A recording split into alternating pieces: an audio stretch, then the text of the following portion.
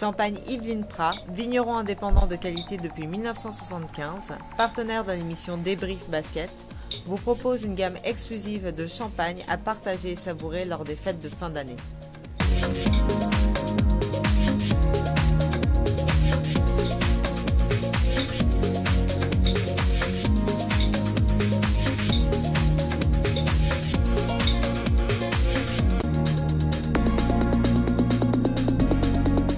Champagne.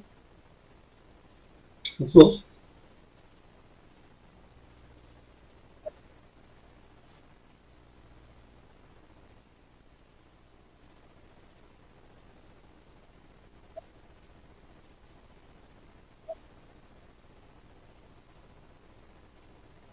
D'accord.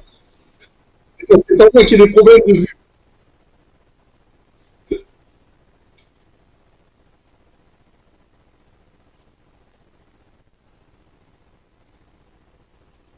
Que tu vas pouvoir faire l'émission en direct, malgré ce problème côté technique. Alors c'est vrai qu'on devrait toujours, je devrais toujours finalement, la veille ou l'avant-veille, essayer de faire un essai avec la personne, mais c'est vrai que les gens travaillent, etc.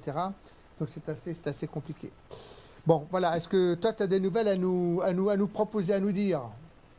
Non, officiellement, non, aucune. Ce que je sais, c'est que des bruits de couloir qui disent que les championnats devraient redémarrer au mois de janvier. Mais ça, bon, c'est un sujet de polichinelle. Alors, mais sous quelle forme, ça, on ne le sait pas encore. Je pense que la commission basket doit y travailler dessus. Ils ont tout le mois de décembre encore pour ébaucher un calendrier où certains disent que ça pourrait se faire sous forme de plateau également. Donc, pour l'instant, officiellement, on ne sait absolument rien du tout. Non, on ne sait pas. Ce qu'il y a, les équipes quand même continuent à s'entraîner. Ils se maintiennent en forme comme ils peuvent, bien sûr. On a vu, enfin, ceux qui suivent le handi-basket ont vu que le club du Canet organisait des matchs entre eux, qu'on va dire entre guillemets presque officiels, avec deux équipes constituées de 6 joueurs chacune. Et ces matchs, d'ailleurs, on peut les voir sur la chaîne YouTube du club du Canet. On peut les voir en différé, mais on peut les voir en direct aussi, puisqu'ils jouent le jeudi soir de 19h à 20h. Hormis ce jeudi prochain, ils ne pourront pas jouer parce que je crois qu'il leur manque quelque part pour le club de hier, qui cherche toujours un one point, je sais. Alors, je ne sais pas s'ils allont trouver ou pas. Pour l'instant, j'ai pas eu de nouvelles de ce côté-là. Pour le club de hier, finalement, cette trêve forcée, on va dire, leur tombe bien, parce que sans ces deux joueurs majeurs, durant pratiquement tout le mois de novembre, il aurait été difficile pour eux de rencontrer des équipes du championnat de France, parce que ça les aurait beaucoup affaiblis, quoi. Voilà, j'ai ces informations-là. C'est tout ce que j'ai sur le niveau de la Nationale A ou B. Voilà, Mario. Voilà, est arrivé. Une seconde, je vais relancer le flux parce que ça a été coupé sur Facebook. Je pense que c'est le fait que Mario a essayé de se connecter. Donc, tout le monde reste en ligne. Je relance le flux. D'accord? Allez, ok. À tout de suite. Ok.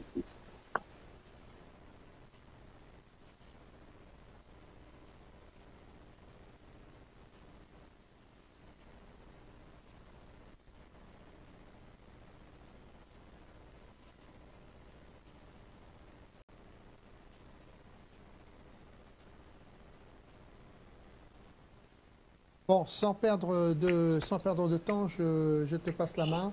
En tout cas, bravo Mario, à toi qui a su trouver la parade pour nous rejoindre. Bon, allez à toi Claude. Bonsoir à toutes, bonsoir à tous. Excusez-nous de ce retard, un petit incident technique indépendant de notre volonté. C'est comme ça qu'on dit apparemment dans les milieux télévisuels. Mario, bonsoir, merci d'avoir accepté notre invitation. Bonsoir. Avant de parler basket, si l'on peut dire, est-ce que tu peux nous dire comment se passe à titre personnel ce confinement? Bah, ça se passe plutôt bien, puisque je suis en grande partie en télétravail et je vais donc 2 jours sur site pour pouvoir profiter donc du du peu de distance qui me reste pour aller sur Meaux pour les entraînements. D'accord. Le parc est fermé là actuellement? Là, tout est fermé jusqu'en février, avec peut-être une fenêtre qui sera ouverte entre le 19 décembre et début janvier pour les fêtes de Noël, mais ça dépend des décisions qui seront emportées demain donc par la présidence. D'accord. Alors justement, tu disais vous continuez les entraînements avec Meaux, comment ça se passe hein? Ben, on a repris en gros eux ont repris il y a 2 semaines, j'ai repris moi la semaine dernière. Ouais. Et oui, parce que ça coupe, on n'entend plus rien.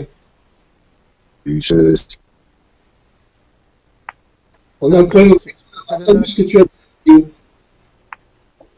Donc je disais, oui, on a dû reprendre parce que l'activité, s'arrêter pendant plus de 2 semaines, c'est quand même quelque chose d'assez long et c'est pas forcément ce qu'il y a de bon pour les organismes. Et comme on espère, après, on peut toujours garder l'espoir que ça puisse recommencer en janvier, ben il était judicieux de garder une activité, au moins le minimum. D'accord. Alors, avant de parler sur du coaching, est-ce que tu peux nous expliquer comment toi, tu es venu dans le basket fauteuil? Bah, ça s'est fait tout simplement parce que moi, je viens d'une génération où il y avait pas mal d'institutions donc éducatives et médicalisées qui permettaient donc à certaines pathologies donc de pouvoir être en internat et donc combiner donc tout ce qui est école et puis les soins médicaux. Donc ça s'est fait comme ça avec le centre de Neufmoutier-en-Brie et c'est comme ça que j'ai mis le pied, si je peux m'assumer ainsi, donc dans le basket fauteuil. Tu as commencé à quel club hein? J'ai commencé justement à Neufmoutier-en-Brie, donc c'est un internat et donc c'est là que j'ai fait mes premières armes. Et ensuite, donc c'est parce que là, donc. Et ensuite,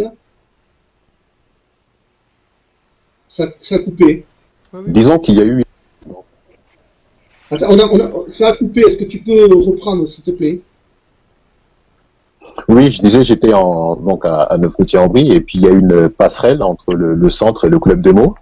Par l'entremise de Monsieur Houtel, donc qui était président, et c'est comme ça que j'ai fait la transition. Ah, tu es parti de suite à Meaux. Voilà, tout à fait.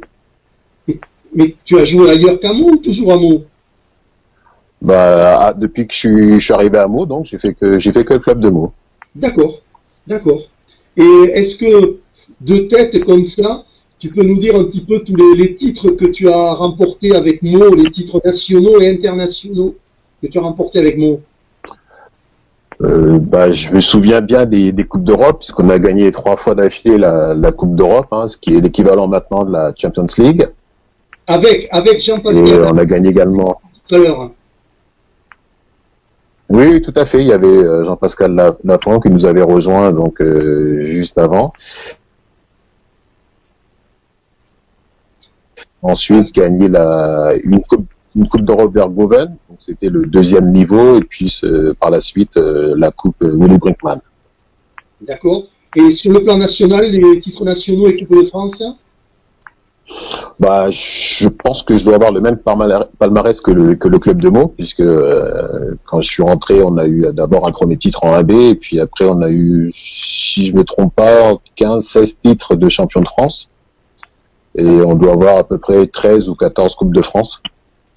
Attention de ne pas te tromper, parce que si Jean-Claude Boucher nous regarde, il va te mettre un carton jaune. Il corrigera, c'est pour ça qu'on l'appelle la Bible. C'est vrai, c'est vrai. Et est-ce que tu peux nous parler comment tu es arrivé à l'équipe de France?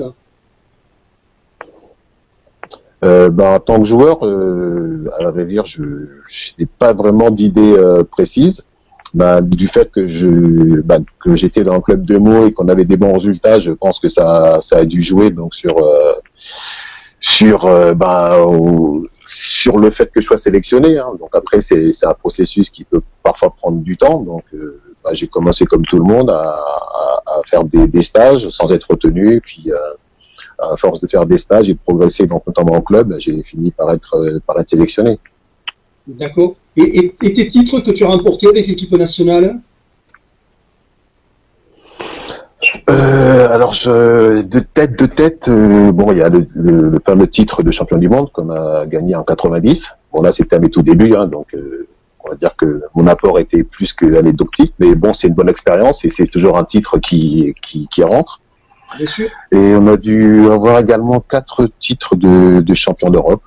Donc, et à l'époque, on était au niveau du championnat d'Europe, en tout cas, on était souvent placé dans les 4 premiers, donc c'était minimum une demi-finale.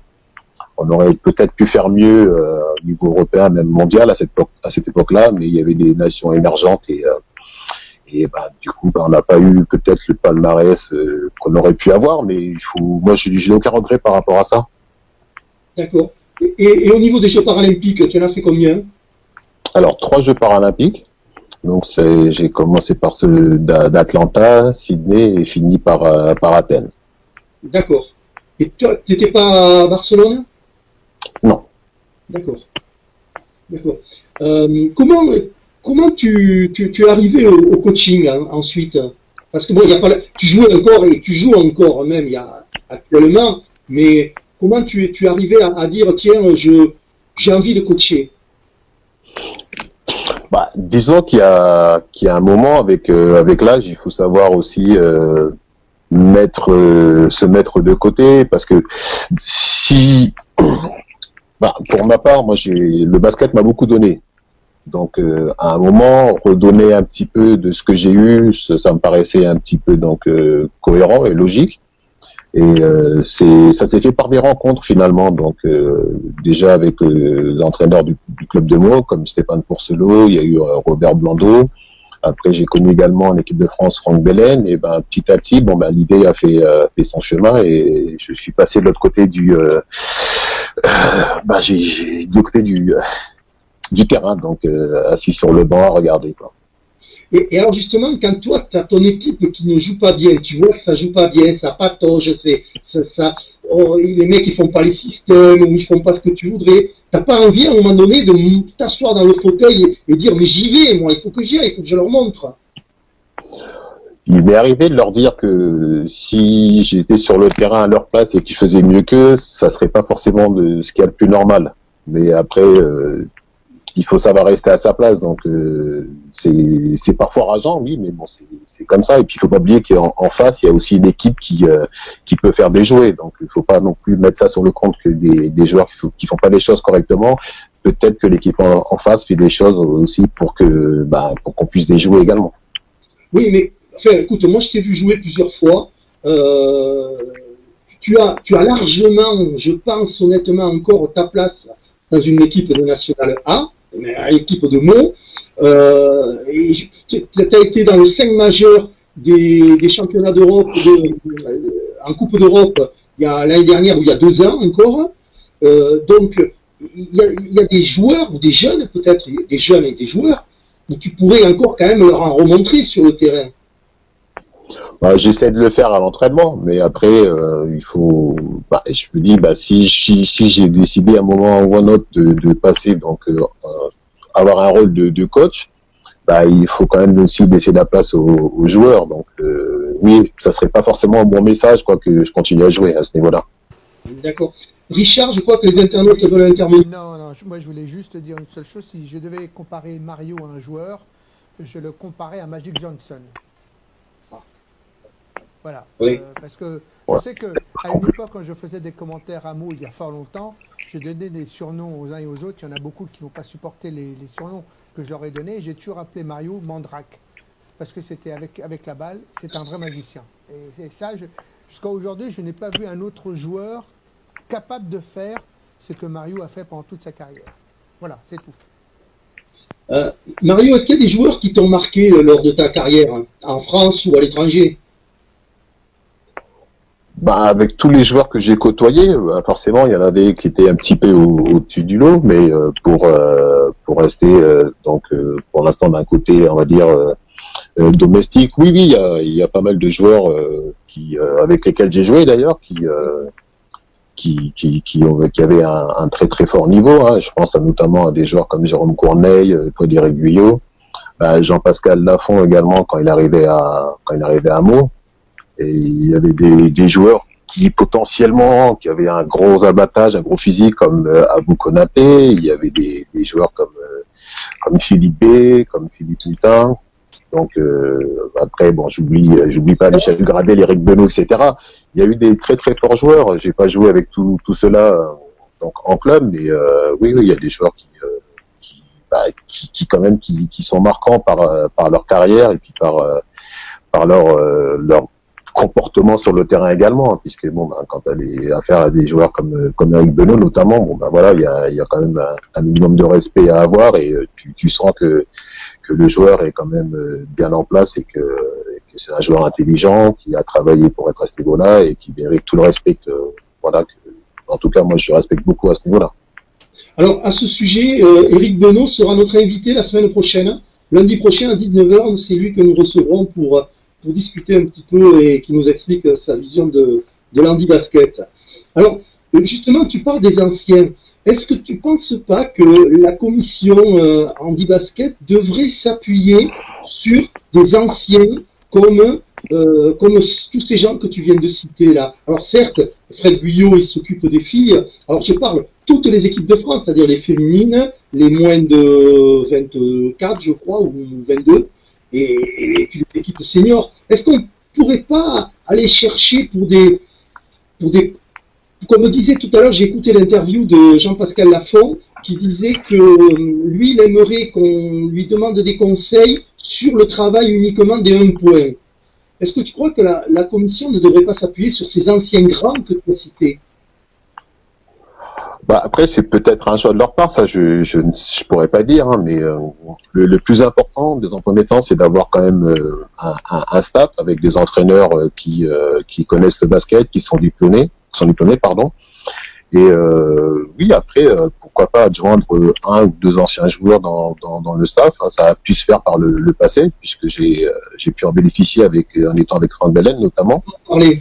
Mais oui, je pense que ça pourrait se faire dans la mesure où je pense que au niveau européen, même mondial, on n'a pas beaucoup de comment dirais-je de monde dans le staff. Je parle en tant que technique. Donc je vois certains pays qui ont 2, 3, voire 4 entraîneurs dans le staff. Alors pourquoi pas? Après, bien sûr, ça demande des moyens.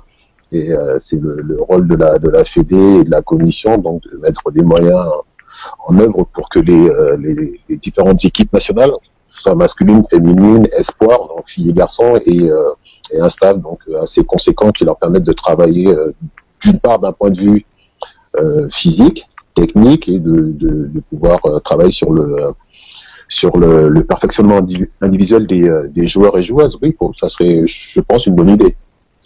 Alors peut-être pas sur lors des sélections, mais lors des stages, par exemple, lors des stages, ils pourraient appeler des gens des 1 point, des 2 points, des gens qui ont eu une certaine expérience pour venir conseiller peut-être justement les jeunes, peut-être sur des stages.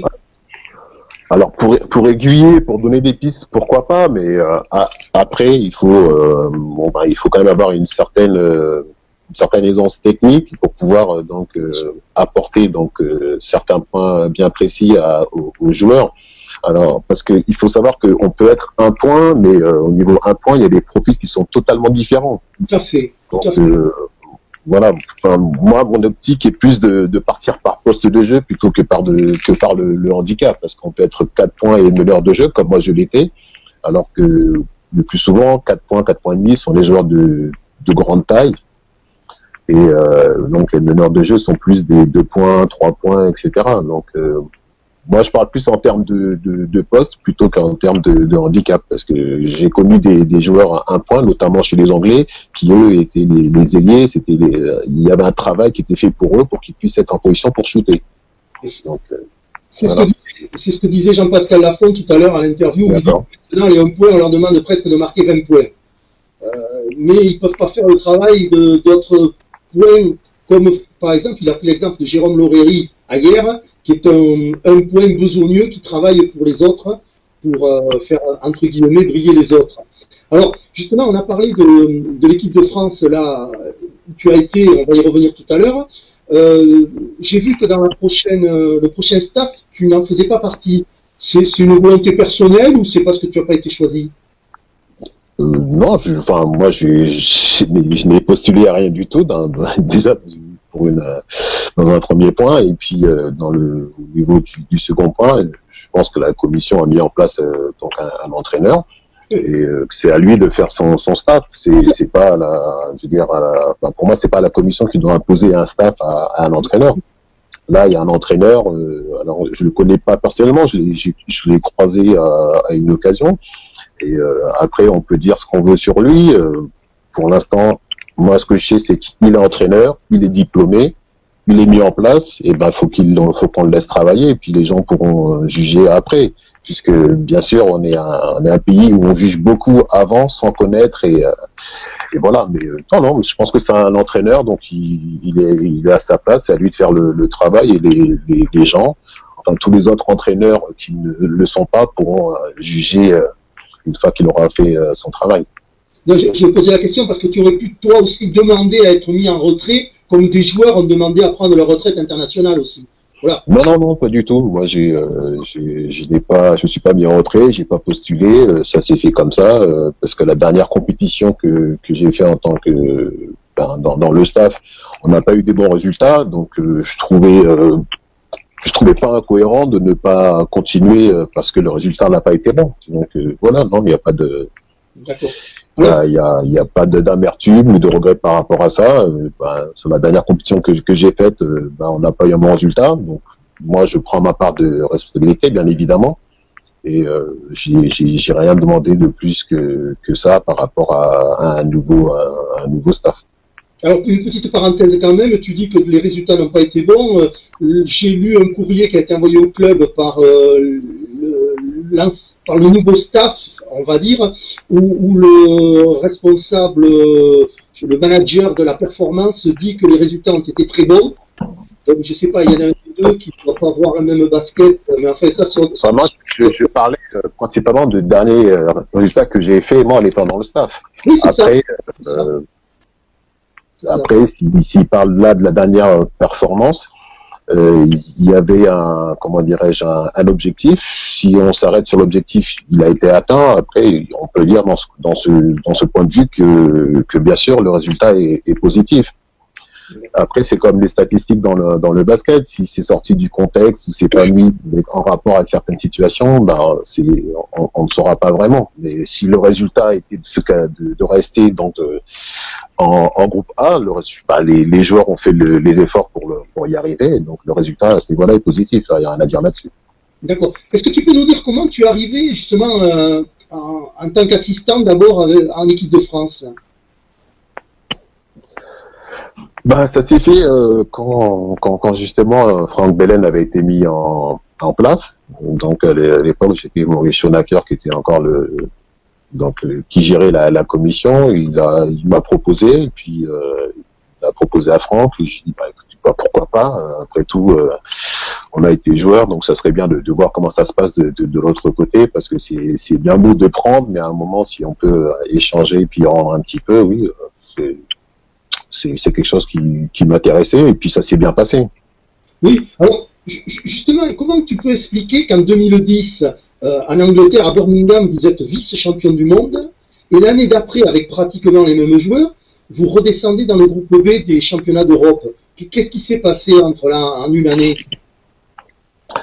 Dans les deux cas, il faut savoir une chose, c'est que il y a le classement, et avec le classement, il y a un système de coefficients. Donc, ce qui veut dire que quand on était en vice-champion du monde, on a commencé par 3 défaites. Donc après, on gagne les matchs. Avec le jeu des matchs entre les autres équipes qui se fait, on est passé au coefficient. Et on a une situation identique l'année d'après, mais ça s'est joué donc contre nous, tout simplement. Oui, mais enfin, vous avez quand même battu l'Italie, vous avez battu l'Angleterre chez elle, et vous n'avez perdu que 10 points devant l'Australie, championne du monde. Là, c'est vrai que au niveau du niveau, il a augmenté tout au long de la compétition. Oui. Après, comme dans toutes les compétitions, toutes ne se ressemblent pas. Et il se fait qu'il y ait un petit grain de sel à un moment donné. On ne fait pas la bascule du bon côté. Et du coup, on rentre dans une spirale de la défaite et là c'est un peu plus compliqué et c'est ce qui s'est passé tout simplement. D'accord. On va revenir à Meaux maintenant. Ça fait 2 saisons que Meaux est habitué à gagner ou être toujours en finale ou au Final Four ou quelque chose comme ça en championnat de France. Et depuis 2 ans, on ne vous voit plus au Final Four. Qu'est-ce qui se passe? Qu'est-ce qui s'est passé? Renouvellement de joueurs? Comment tu peux expliquer ça? C'est une bonne question. C'est une bonne question, mais de toute façon, avant que Meaux gagne, Meaux a perdu, Meaux était descendu en National B, Meaux est remonté petit à petit, et c'est ainsi que le club a eu ses bons résultats. Comment dirais-je, à l'époque, Monsieur Roussel avait organisé l'équipe pour avoir des joueurs sur le moyen et le long terme, et du coup ça fait une bonne base, et sur cette base-là on peut travailler. C'est ce qui s'est passé récemment là, avec notamment le Canet et le club de hier, qui ont une base de joueurs qui est là depuis quelques années. Donc forcément, ça aide. Nous, forcément, quand les clubs au niveau du championnat nous battent, ce qui est tout à fait logique quelque part. Hein. Si l'équipe est meilleure, elle nous bat, il y a aucun souci là-dessus. Après, quand les joueurs arrivent, ils se disent je vais aller où? Je vais aller sur une équipe où le niveau est bon et où l'équipe gagne. Donc forcément, comme on gagnait moins, il y avait moins d'attrait pour revenir à Meaux. Là, on essaye justement de travailler avec plus de jeunes sur le moyen et long terme, en espérant bien sûr que le niveau remonte pour retrouver un niveau qui nous permettra d'atteindre les phases finales, donc le Final Four ou Coupe de France, et bien sûr de pérenniser la présence du club de Meaux à ce niveau-là. Surtout que vous revendiquez à juste titre comme club formateur, parce que vous avez une école de handi-basket. Tu peux nous en parler un peu? Oui, il y a une école, c'est le président Robert Blondeau qui a mis ça en place il y a quelques années, donc avec des joueurs qui sont encore dans des centres pour certains, pour la plupart des joueurs.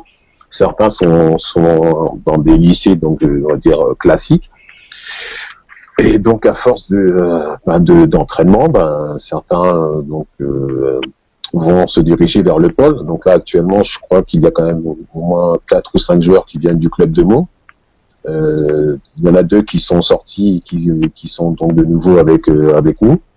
Et je pense que c'est une bonne façon de faire les choses. Si il est possible de faire ça dans d'autres structures, ça permettra peut-être à terme d'avoir un potentiel de joueurs intéressant pour les équipes de France. Donc il faut que vous soyez patient quand même. Est-ce que le club de Meaux est patient justement? On a l'envie d'avoir des résultats, mais on est lucide, on sait que ça va passer par des phases que beaucoup appellent de transition. Mais oui, il faut de la patience, il faut du travail, que ce soit les joueurs ou même moi en tant que coach, il faut que je travaille sur les points à améliorer donc en tant que coach, et puis pour faire passer le message aux joueurs, bien sûr, je pense qu'il faut effectivement avoir de la patience, ce qui devrait être le mot le plus important dans la situation actuelle. D'accord. Les objectifs justement sportifs de Meaux cette saison sont toujours très hauts. Oui, bien sûr. De toute façon, ils sont toujours très hauts, quelle que soit la situation. Donc, on vise, on joue pour le titre, pour aller le plus loin possible en Coupe de France, bien évidemment, et continuer à notre participation en Coupe d'Europe, notamment la Coupe des Champions. Puisque il y a que comme ça qu'on va arriver à faire les choses. Et on se confronte à des équipes qui sont plus fortes. Et du coup, les joueurs vont s'aguerrir et un jour ou un autre, ça paiera. Enfin, j'espère. Après, on n'est pas à l'abri que des joueurs puissent être amenés à évoluer ailleurs. Hein. Ça, c'est le jeu. Mais dans l'idée, c'est de jouer le haut du tableau quoi qu'il arrive. D'accord. Et pour cette année-là, vous pensez encore vous renforcer pour à partir de ce mois de janvier, récupérer d'autres joueurs? Parce que je sais que vous avez eu des Australiens, il y en a un qui est revenu, je crois, mais pas l'autre. Non, non, ils sont pas revenus. Justement, ils devaient venir, mais la situation fait que eux ont été bloqués en Australie, donc n'ont pas pu revenir et on ne sait pas ce qui va se passer au niveau de la situation. Ouais. Mais oui, sinon sur le papier, effectivement, sans cette situation-là, on avait une équipe qui était très intéressante. Tout à fait. Mais donc là, pour l'instant, vous ne savez pas s'ils vont revenir ou pas. Bah, pour l'instant, tant que la situation n'est pas débloquée, on ne pense pas les faire venir. Bien sûr. Qu'est-ce que tu penses du niveau du championnat de France là, à l'heure actuelle? Bah, je pense malgré ce qu'on dit, qu'il a augmenté parce que pendant plusieurs années, le club de Meaux a dominé donc les débats. Et là, ça fait quelques années, c'est plus équilibré. Donc, il y a la rivalité de la Côte d'Azur avec Hier et le Canet. Il y a des clubs comme le Puy qui monte également, qui essaye de construire une équipe pour jouer le titre. Oui. Donc oui, je trouve qu'il est assez homogène puisqu'après il y a un petit groupe d'équipes dont nous faisons partie qui aspirent à accrocher donc une place pour le Final Four. D'accord.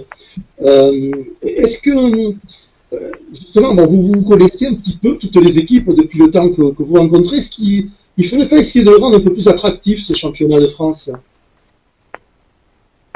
Le rendre plus attractif, oui, mais ça encore, c'est pour le rendre attractif, il faut peut-être développer d'autres choses, d'autres moyens, je sais pas, notamment que ça soit aussi plus intéressant au niveau des sponsors. Mais comme on n'est pas très visible, donc ça nous facilite pas forcément la vie.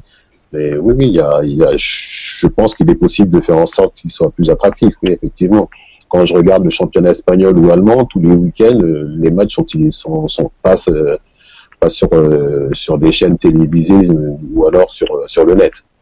Et justement, est-ce que tu penses, d'après toi, qu'est-ce qu'il faudrait faire aussi pour que les clubs, peut-être, ou la commission également, communiquent davantage sur le basket fauteuil?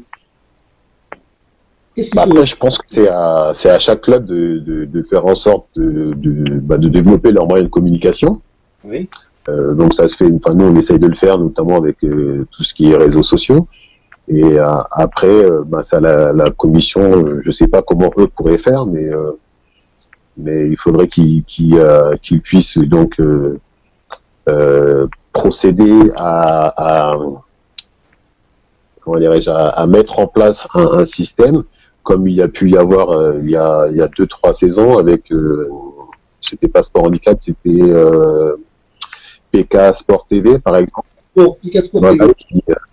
Qui passait des matchs donc soit en direct soit en replay.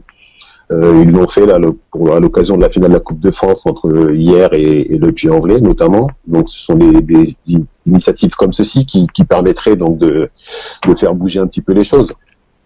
Et est-ce qu'il ne faudrait pas obliger les clubs de filmer en direct sur YouTube leurs matchs, puisque vous êtes obligés de les filmer dans tous les cas, pour la commission? Est-ce qu'il ne serait pas vous demander de les filmer en direct? Les matchs, nous, sont filmés. Après, il y a les chaînes YouTube où les matchs passent, effectivement. Après, ça demande peut-être des moyens techniques à mettre en place ou à régler. Après, il faudrait voir que les municipalités, puisque c'est eux qui dirigent au niveau du complexe sportif pour avoir les accès Internet, enfin ce genre de choses. Mais a priori, ça devrait pouvoir se faire, je pense. Oui, mais il faudrait presque l'imposer au club. Ça, c'est la commission qui doit faire un travail à ce niveau-là, puisque dans le basket valide, il y a des caméras donc sur toutes les salles. Donc, on est supposé être des équipes de haut niveau. Donc, ça serait intéressant effectivement de pouvoir mettre ça en place. Après, ça demande une réflexion un peu plus grande.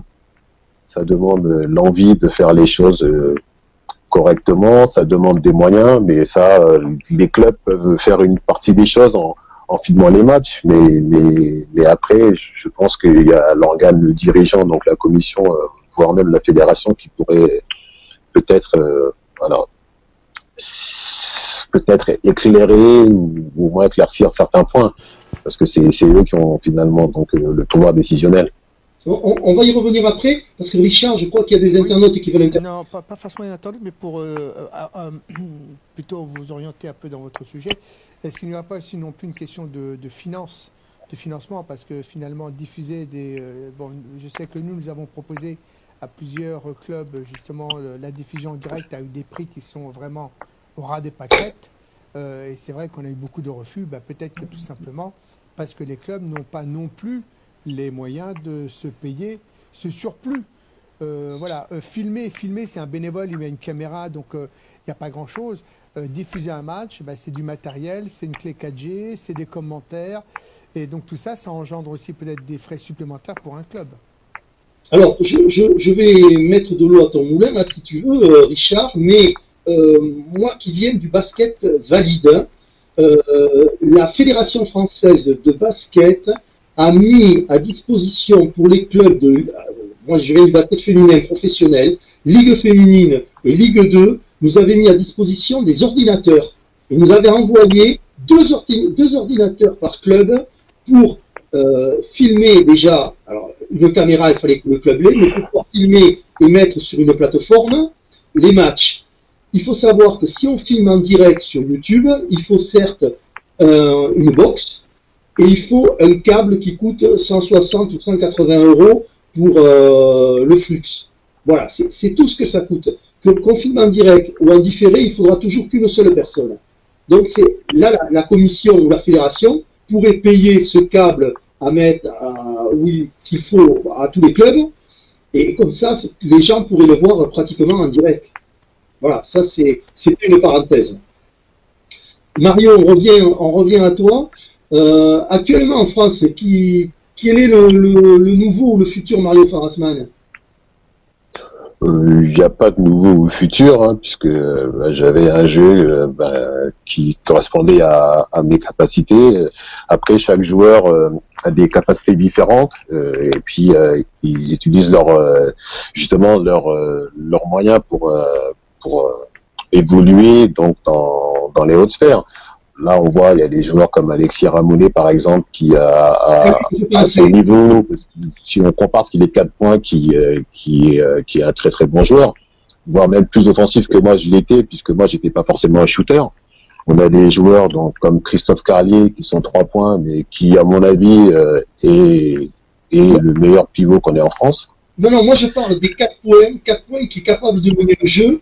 Je pense que c'est Alexis Ramonet qui est vraiment le plus, qui représenterait plus même s'il est peut-être moins Magic Johnson, comme disait Richard, que toi, mais il a un shoot extraordinaire en plus. Ah, lui, c'est plus le profil du meneur shooter que moi. Moi, j'étais plus meneur, passeur, organisateur. Donc après, là déjà, la comparaison va s'arrêter assez rapidement. Mais il a des qualités que moi j'avais pas, et puis j'en avais peut-être que lui n'a pas. Donc voilà, après on essaye de faire avec les moyens qu'on a. Et si on regarde globalement, il y a une pluralité de joueurs qui ont des qualités vraiment très grosses, et qui permettent à leur club donc d'évoluer à un niveau assez intéressant.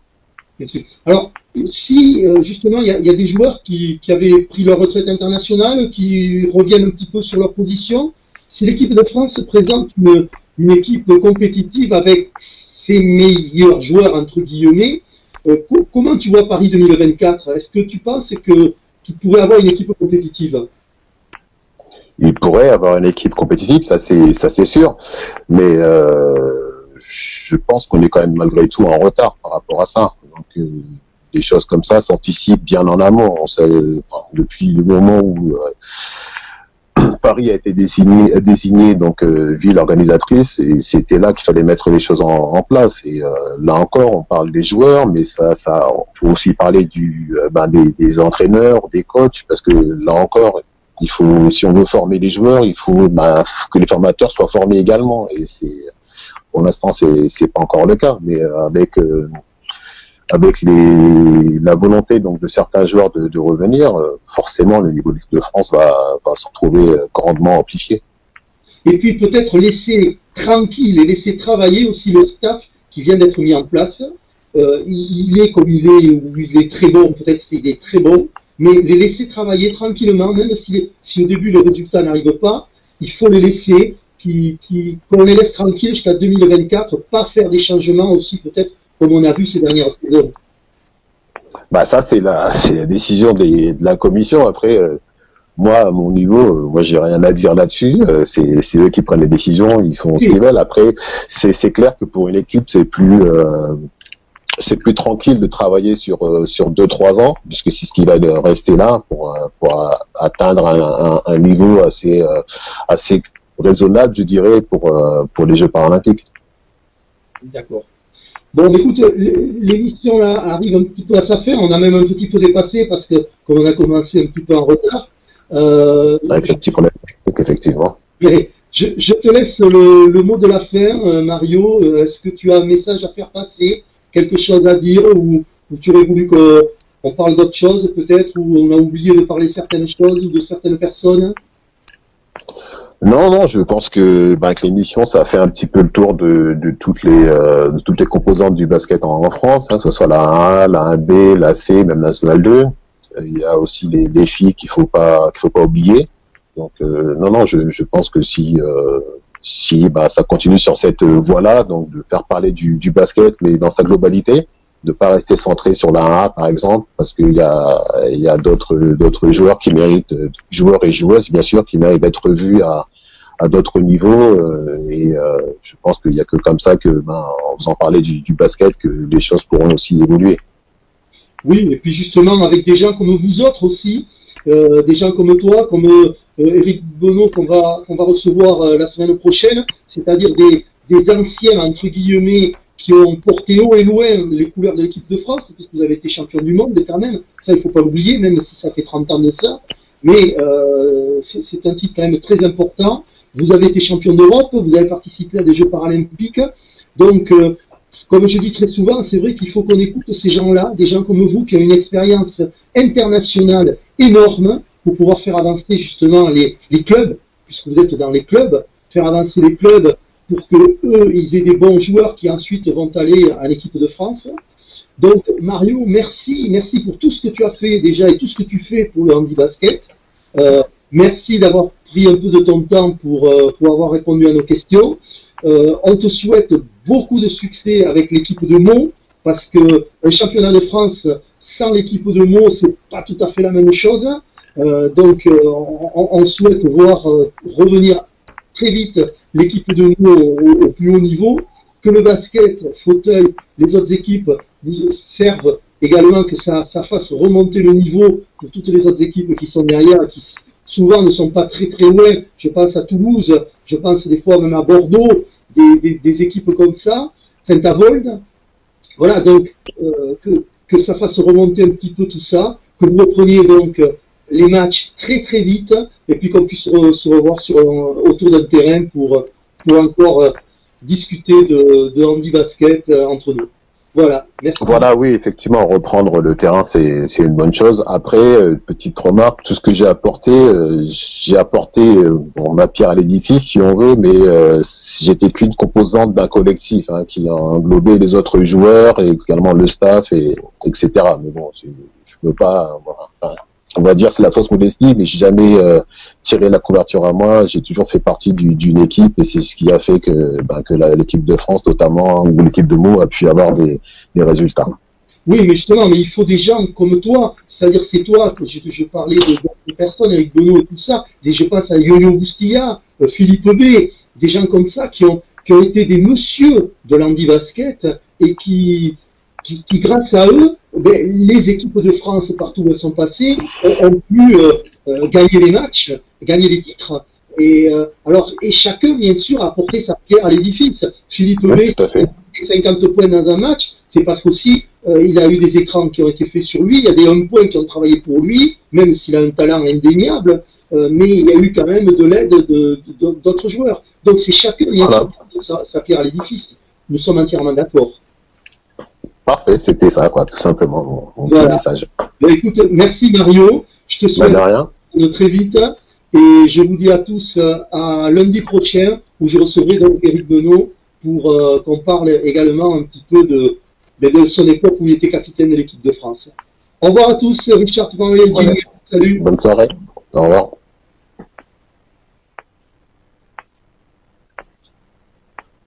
L'émission Débrief Basket.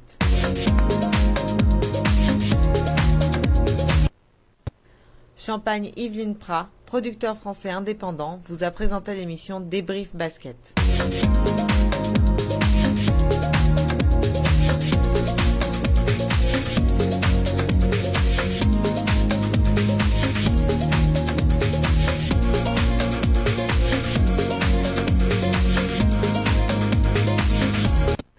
Champagne Yveline Prat, producteur français indépendant, vous a présenté l'émission Débrief Basket.